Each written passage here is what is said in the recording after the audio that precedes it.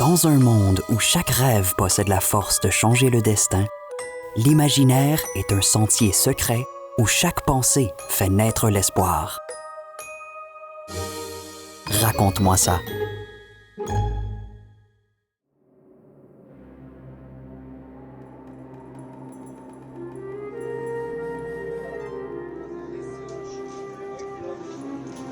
Il était une fois une veuve qui vivait avec son jeune fils, Aladin.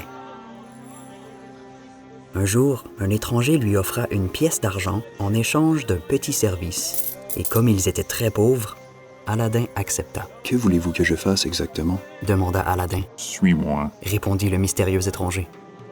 L'étranger et Aladin s'éloignèrent du village et prirent la direction de la forêt où Aladin aimait bien s'amuser. Ils ne tardèrent pas à s'arrêter devant l'étroite entrée d'une caverne qu'Aladin n'avait encore jamais remarquée. « Je ne me souviens pas de cette caverne. » s'exclama le jeune homme. « A-t-elle toujours été là ?» L'étranger ne prit même pas la peine de lui répondre. « Je veux que tu te glisses à l'intérieur et que tu me rapportes ma vieille lampe à huile. » dit-il. « Je le ferai bien moi-même, mais je suis trop gros. »« D'accord, » fit Aladin. « J'irai la chercher. »« Une chose encore, » ajouta l'étranger. « Ne touche à rien d'autre. Tu m'as bien compris? Je veux juste que tu me rapportes la lampe à huile. Et c'est tout. » Le ton qu'avait pris l'étranger ne plaisait guère à Aladin. Il pensa même s'enfuir à toute vitesse. Puis, se rappelant la pièce d'argent promise, il se dit que sa mère serait bien heureuse de l'avoir pour acheter de la nourriture. « Ne vous inquiétez pas, je rapporterai la lampe. » dit alors Aladin. Il se glissa dans l'entrée étroite et se retrouva dans la caverne. Imaginez la surprise d'Aladin lorsqu'il aperçut une vieille lampe à huile qui dégageait juste assez de lumière pour permettre de voir que la caverne était remplie de pièces d'or et de bijoux précieux. Si l'étranger ne désire que la vieille lampe, soit qu'il est fou, soit qu'il est sorcier. Mais je crois plutôt qu'il est sorcier, pensa Aladin. « Donne-moi la lampe » tonna l'étranger de l'extérieur. « D'accord, mais laissez-moi d'abord sortir. » répliqua Aladin en commençant à se glisser dans le passage étroit. Mais le sorcier lui bloqua le chemin. « Donne-moi d'abord ma lampe » exigea-t-il. « Non !» Soudain, le sorcier repoussa Aladin qui refusait de lui céder la lampe. Il était tellement furieux qu'il ne se rendit pas compte que l'anneau qu'il portait au doigt avait glissé et roulé aux pieds d'Aladin. Un grondement se fit alors entendre. Le sorcier faisait rouler une grosse pierre devant l'entrée qui empêchait Aladin de sortir. Une profonde obscurité envahit la caverne, et Aladin était effrayé. Allait-il être prisonnier pour toujours? Dans sa détresse, il ramassa l'anneau, le glissa à son doigt et le fit tourner tout en cherchant un moyen de s'échapper. Soudain, il fut baigné d'une lumière rosée et un génie souriant lui apparut. « Je suis le génie de l'anneau. Quel est ton désir, maître ?» Aladin était tellement étonné que, pendant un instant, il fut incapable de prononcer un seul mot. Finalement, il dit tout simplement « Je voudrais rentrer chez moi. » En un éclair, Aladin se retrouva chez lui avec la lampe à huile dans les mains. Il l'offrit à sa mère et lui raconta ce qui lui était arrivé. « Eh bien, ce n'est pas une pièce en argent, mais on peut au moins la nettoyer et s'en servir. » dit-elle. Alors qu'elle frottait la lampe pour la faire briller, un autre génie, encore plus grand que le premier, apparut et s'inclina. « Je suis le génie de la lampe. Que puis-je faire pour vous ?» La mère d'Aladin, stupéfaite, se cramponna à son fils. Pourquoi ne pas demander un bon repas avec des petites pâtisseries turques pour dessert? Suggéra Aladin. Aussitôt dit, aussitôt fait. Le génie leur présenta des plateaux remplis de mets rares et succulents. De toute sa vie, Aladin n'avait jamais goûté autant de plats. Ce jour-là, Aladin et sa mère mangèrent à leur faim et il en fut ainsi pendant des années.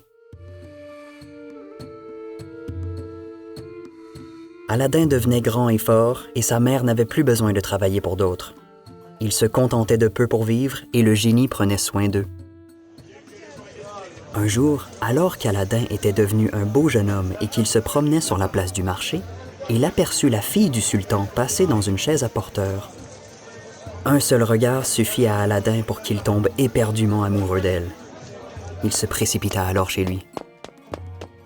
Oh, c'est le plus beau jour de ma vie, confia-t-il à sa mère. Je viens d'apercevoir la seule femme que je souhaite épouser. Sa mère lui suggéra d'aller demander la main de la princesse Halima au sultan.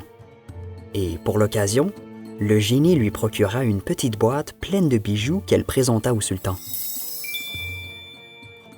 Impressionné par le présent, le sultan déclara « Ma fille doit être protégée tous les jours de sa vie. Comment puis-je savoir si ton fils est suffisamment riche pour pourvoir au bien-être d'Halima? Dis-lui de me fournir 40 magnifiques étalons arabes portant 40 grands coffres remplis de ces pierres précieuses et 40 guerriers pour les escorter. » La mère d'Aladin rentra aussitôt chez elle et rapporta les paroles du roi à son fils. « Où allons-nous trouver ce qu'exige le sultan? » s'inquiéta-t-elle. « Demandons au génie de la lampe, » répliqua Aladin, plein d'espoir. Comme à l'habitude, le génie sourit gentiment et s'empressa d'obéir aux ordres d'Aladin.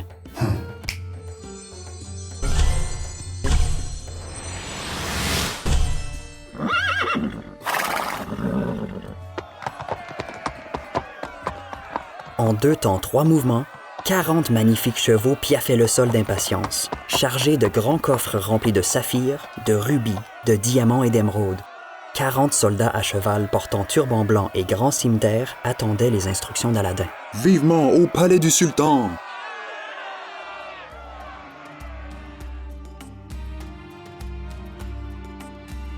Le sultan, ravi des présents qu'Aladin lui offrit, se rendit compte que le jeune homme était vraiment déterminé à obtenir la main de sa fille.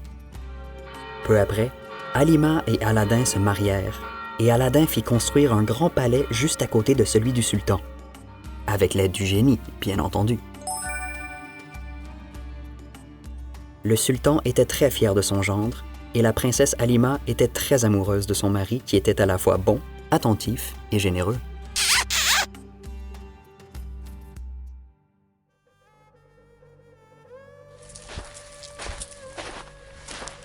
Mais le bonheur du couple fut interrompu lorsque le méchant sorcier revint dans la ville, déguisé en marchand.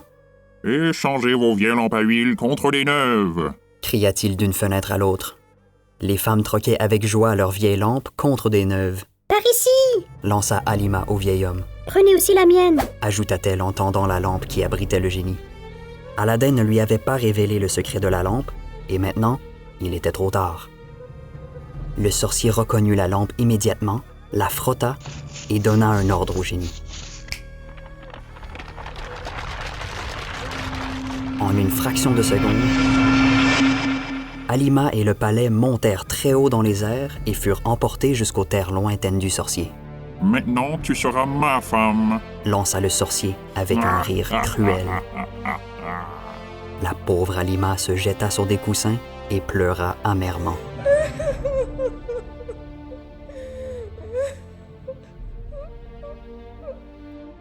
Lorsqu'il revint chez lui, Aladin s'aperçut que son palais et tout ce qu'il aimait avaient disparu. Il se souvint alors de l'anneau et le frotta à 3 reprises.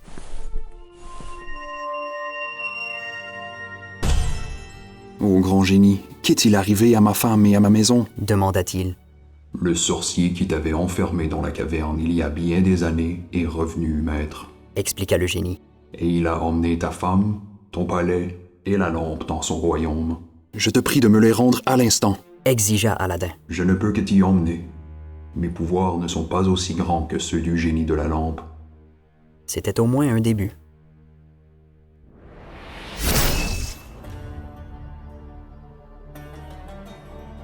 Peu après, Aladin se retrouva dans le palais du sorcier. Il traversa les pièces sombres sur la pointe des pieds et trouva enfin Halima. Aladin la serra contre lui tandis qu'elle essayait de lui expliquer ce qui était arrivé. « Chut! Ne dis pas un mot avant que nous trouvions un moyen de nous enfuir, » murmura Aladin. Ensemble, ils mirent au point un plan. Halima devait empoisonner le sorcier avec un liquide que lui avait remis le génie de l'anneau. Tout en préparant le repas du soir, Halima versa le poison dans un verre de vin qu'elle offrit ensuite au sorcier. Elle le regarda avec un tel sourire que le sorcier ne la quitta pas des yeux et but jusqu'à la dernière goutte. Presque aussitôt, il tomba raide mort sur les coussins. Aladin courut vite dans la pièce, prit la lampe à huile qui était dans la poche du sorcier et se mit à la frotter avec vigueur.